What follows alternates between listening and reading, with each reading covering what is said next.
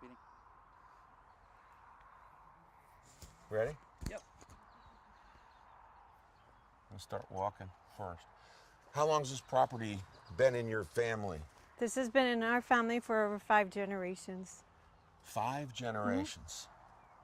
And it's not just this, it's All another that one over too. here. And Uh-huh. you got that It's too. about 8 acres. And it's so quiet out here. So peaceful. Now, so all of a sudden now, you got up there and painted that? I sure did. I thought Trump was going to do a flyby when he came over to the valley a couple of months ago. He didn't live in the area of McAllen. So I was hoping he'd see that. That's why you painted it? Yeah. I guess that pretty much states how you feel. It sure does.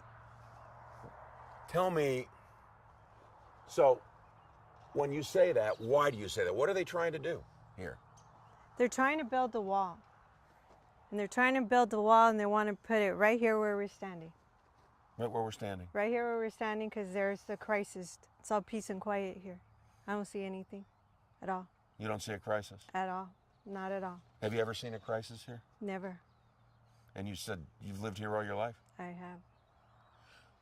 And when you're talking about they want to build a wall here, what are they telling you? What's the government been telling you? First, they said they wanted to build a wall right here.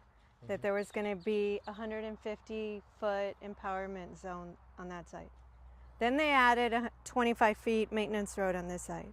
Now they're saying it's 150 feet on both sides.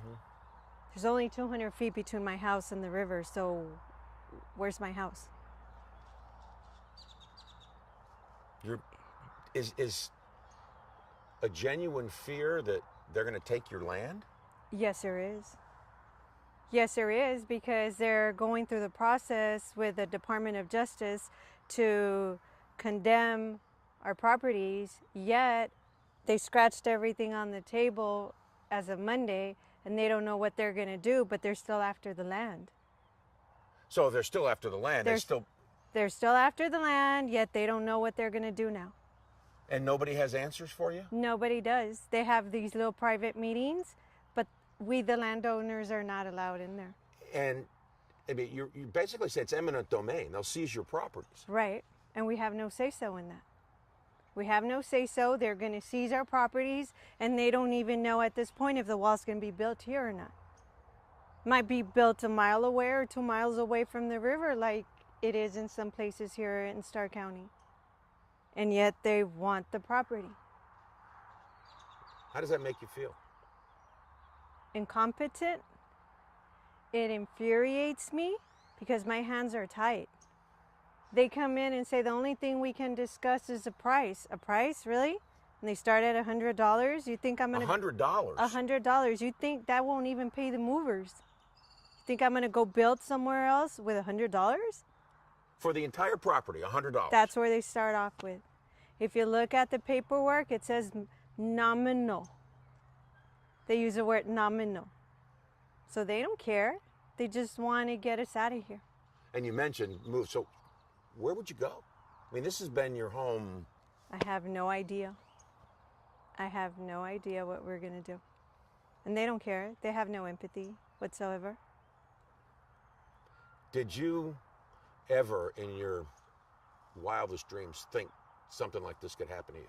Not at all. It's always been peaceful here. You know, they started with a wall issue 10 years ago, and I said, what for?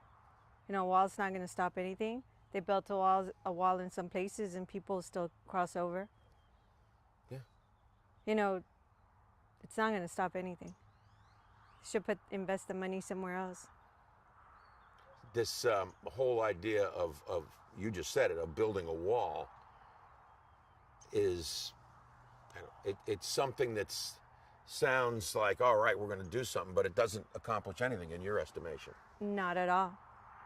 The only thing this wall is a campaign slogan for someone who promised that Mexico was going to pay for it. Mexico is not paying for it, so maybe he can break his promise and stop the wall too, being that it's not working. But you're the ones that are paying for it. We're paying for it. The U.S. citizen is paying for it and is going to lose their properties and their lands over a campaign slogan, that's not right. Do you feel like your voices, though, aren't being heard?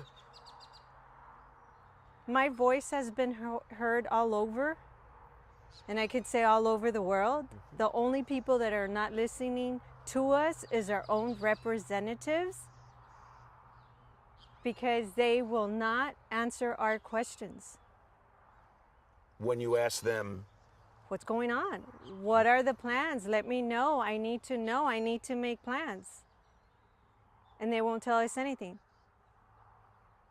so this whole, in your opinions then, if this had been a legitimate crisis, would you still have the same feelings and say, hey, look, go take somebody else's land or don't take anybody's land, do it another way?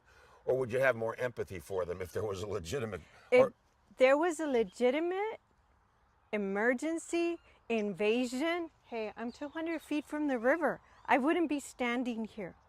I'd be wearing a bulletproof vest and probably be all fully armed.